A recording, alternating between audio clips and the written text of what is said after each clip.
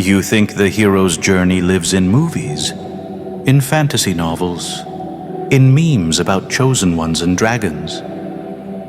It doesn't. It lives in your nervous system. It is the pattern your brain uses to rewrite who you are, and right now, it is running on you, whether you like it or not. The real question is very simple. Whose quest are you actually on? Because if you are not careful, that pattern is not heroic at all.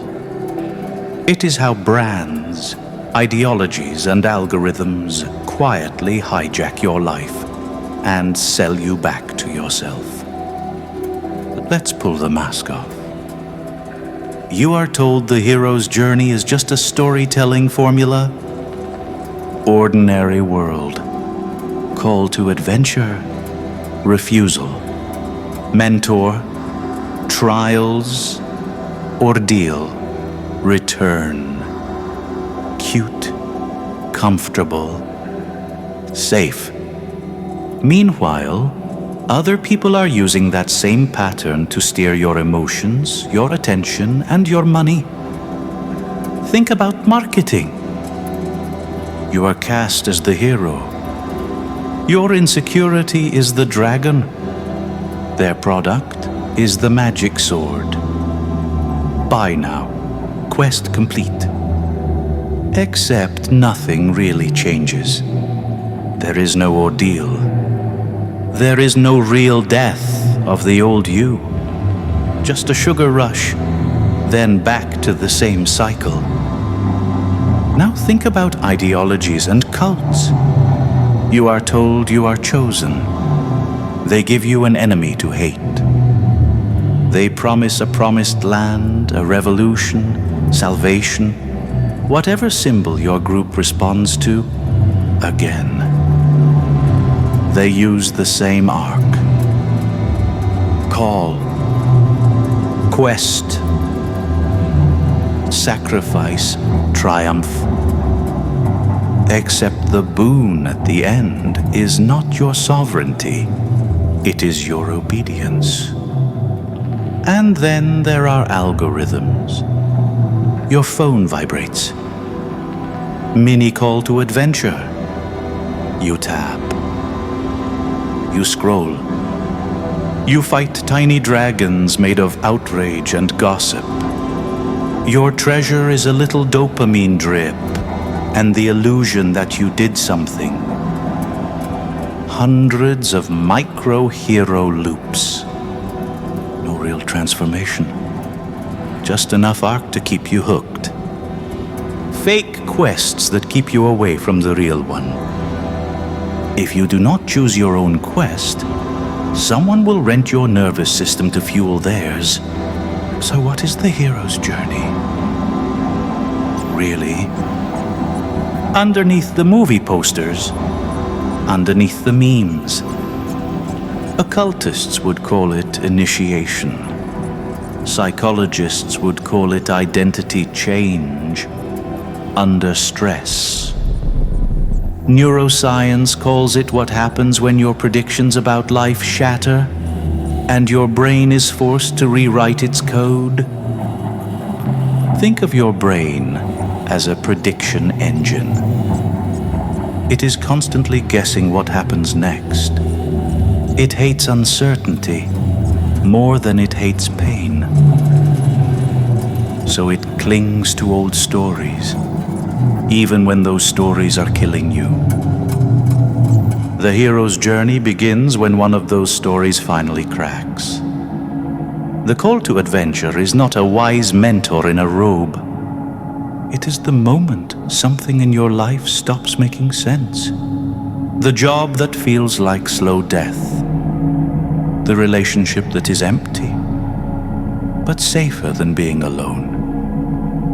The quiet realization that the person you have been pretending to be is too small.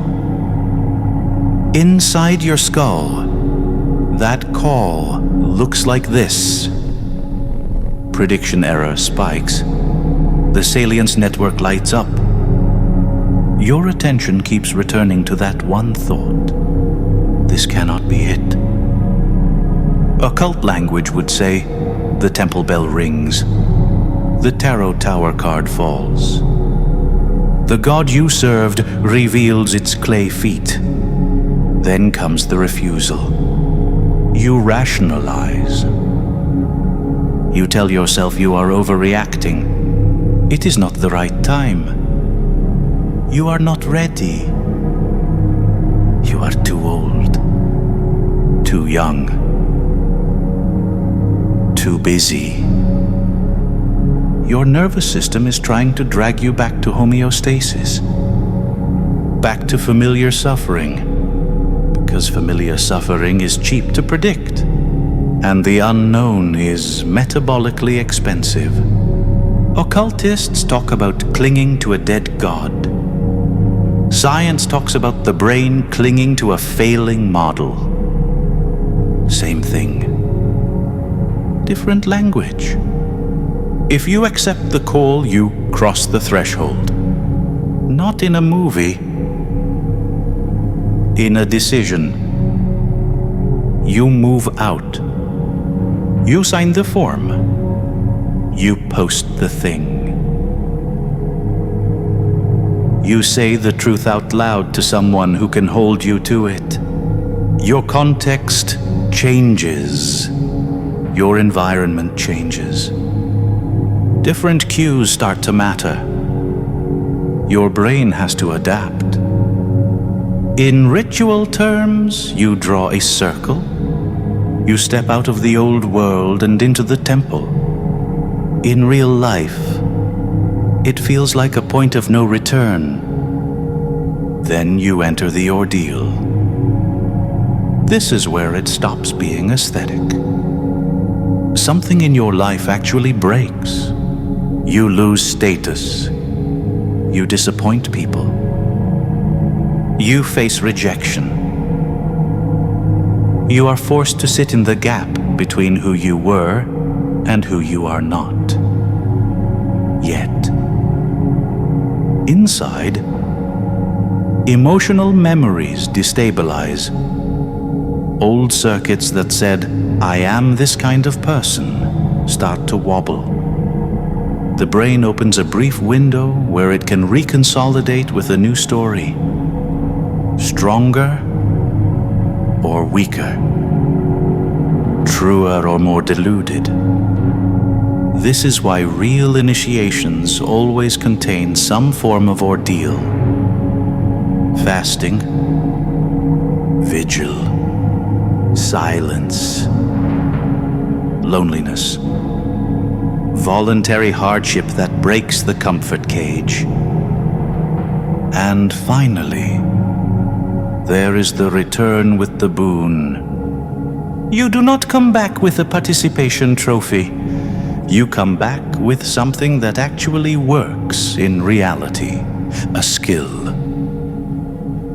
A perspective. A specific power to help other people suffer less. On the nervous system level, you now predict differently. You have new sentences that feel true. I can handle conflict. I can start things. I can survive being seen. Those predictions guide your future behavior. Occult language would say you return to the village with a new name, a new mask, a new rank in the temple. A real hero's journey is a controlled demolition of who you thought you were. Without ordeal, nothing in the nervous system truly updates. You just collect nicer sounding excuses. So here is the uncomfortable part. Where are you stuck in this cycle? Are you living in permanent refusal? You know the call.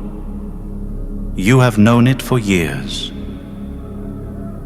You decorate the cage. You rearrange the furniture. You tell yourself stories about timing, You binge information instead of changing anything. The brain gets a tiny hit of, "I am preparing," and nothing moves. Or are you stuck in endless trials without a real ordeal? You tweak habits, you buy courses, you read the next book. You upgrade tools. You never put anything truly at stake. Novelty keeps your dopamine level entertained. Your identity stays untouched. Or maybe you already went through something. You did the work. You broke a pattern. You faced a demon. But you refused the return. You have changed in private. You refuse to show up as that person in public. You hide the boon. You keep your mouth shut. You stay small so nobody is threatened. Every initiation can fail. You can turn back at any gate. The pattern does not guarantee transformation. Your choices inside it do. Your nervous system records what you actually do, not what you fantasize about. The myth only matters when it reaches your muscles. So let us make this brutally practical. You do not need a prophecy. You do not need a soundtrack. You need 3 sentences and 1 uncomfortable action. Tonight, take a piece of paper. Not your notes app. Physical ink. Sentence 1. The thing I know I am being called to do is... Finish it. No poetry. Just the uncomfortable truth. That is you naming the spirit. In occult terms, that is how you bind it. In neuroscience terms, that is how you drag it into conscious awareness and recruit your prefrontal cortex. Sentence 2. By this date, I will take this specific step, even if I am afraid. Write a real date. Write a real action. Something that would cause a real consequence. That is your threshold. You have just told your brain, when this situation appears, we do this. That simple if-then rule is how you hack your own autopilot. Sentence 3. The ordeal I am actually willing to endure for this is... Then write what you are prepared to sacrifice. Comfort, approval, free time, old identity. If it does not scare you at all, it is not an ordeal. It is a side quest. Fold that paper. Put it somewhere you will see it every day. Wallet, mirror, altar, laptop. That is your talisman. Not magic in the childish sense.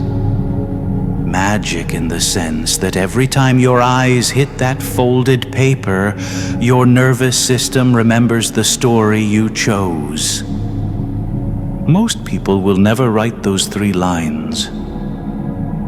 They will let brands, ideologies, and algorithms script their quests for them, then wonder why they feel empty at the end. If you do it, you are already in a different category of human.